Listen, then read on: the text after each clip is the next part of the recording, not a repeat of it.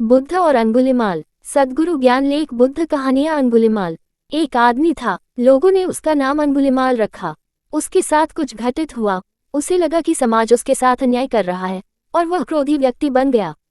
जब आप युवा होते हैं तो आप सोचते हैं कि सब कुछ आपके लिए अनुचित है, इसलिए वे समाज से बहुत नाराज हुए और उन्होंने एक प्रतिज्ञा ले ली। इस शहर में जो उसके साथ अन्याय हुआ था वह 101 लोगों को मारने वाला था और उनकी एक उंगली काटकर उसे अपने गले में माला के रूप में पहनने वाला था। वह यही करता रहा। उसे जंगल में रखा गया था, लेकिन कई अन्य स्थानों पर जाने का यही रास्ता था। लोग इस ओर जाने से घबराते थे। कुछ ही वर्षों में उसने 100 लोगों की हत्या कर दी। वह तो बस अपनी हवस मिटाने के लिए एक और चाहता था। एक दिन गौतम बुद्ध इस शहर में आए। अब तक क्योंकि वह इन उंगलियों की माला पहनता था, वे उसे अंगुलिमाल कहते थे। इसका मतलब है जो उंगलियों को अपनी माला के रूप में पहनता है।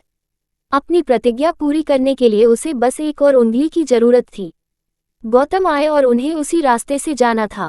लोगों ने कहा, इस ओर मत जाओ, यह कोई आदमी नहीं है, यह एक जानवर है। यह कोई ऐसा व्यक्ति नहीं है जिसके पास जाकर आप शिक्षा दे सके या उसे ध्यानमग्न कर सके। मत जाओ, क्योंकि वह केवल एक और जीवन चाहता है। हम नहीं चाहते कि आपका भी वैसा ही हो। तब गौतम ने कहा, अगर मैं नहीं जाऊंगा तो कौन जाएगा, और वह अधूरा रह जाएगा। उसे बस एक और उंगली की जरूरत है, मुझे जाने दो। तो वह चला गया। अंगुलिमाल एक चट्टान पर बैठा था और उसने इस साधु को चुपचाप आते देखा। अब तक वह अपनी प्रतिष्ठा का आनंद ले रहा था। लोग उससे डरते थे और उसे यह अच्छा लगता था। इनके नाम मात्र से ही लोग काम उठते हैं। तो वहां चट्टान पर बैठकर उसने इस भिक्षु को यही बताने के लिए दहाड़ लगाई कि मैं यहाँ हूँ और ये तुम्हारा अंत आ रहा है। गौतम ने उसकी ओर देखा और चेहरे पर मुस्कान लेकर चुपचाप चलता रहा। उन्हें ये पसंद नहीं आया। आमतौर पर जब लोग उसे देखते या सुनते तो अपनी जान बचाने की चाहत में इधर उधर भागते। उसे वो पसंद आया। यह आदमी बस चल रहा था। वह चट्टान से कूद गया और उसके सामने आकर खड़ा हो गया और बोला, तुम कौन हो और क्या आप जानते हैं मैं कौन हूँ? उन्होंने अपनी माला, सभी उंगलियां दिखाईं। क्या आप मेरे बारे में जानते हैं? गौतम ने कहा, ठीक है, मैंने आपके बारे में बहुत कुछ सुना है, इसके बारे में क्या? और वह चलता रहा। तुम्हें क्या लगता है कि तुम कहाँ जा रहे हो? जब मैं तुमसे बात कर रहा हूँ तब भी तुम जा रहे हो। गौतम ने कहा, मेरा जाना तो बहुत पहले ही बंद हो गया था। हम आ चुके हैं, आप ही हैं जो कहीं जाने की कोशिश कर रहे हैं। तब अंगुलिमाल हंसा। उन्होंने कहा, बकवास, तुम निश्चय ही एक पागल आदमी हो। मैं तो खड़ा हूँ और तुम कहते हो कि मैं जा रहा हूँ। आप चल रहे हैं और आप कहते हैं कि आप नहीं जा रहे हैं। तुम्हारे साथ क्या गलत है? गौतम ने कहा, मैं बहुत समय पहले आ गया हूँ, मुझे कहीं भी नहीं जाना है। आप ही हैं जो कहीं जाने की कोशिश कर रहे हैं, लेकिन तुम्हें नहीं पता कि वहाँ कैसे जाना है। तुम्हें मेरी उंगली चाहिए या तुम्हें मेरी गर्दन चाहिए?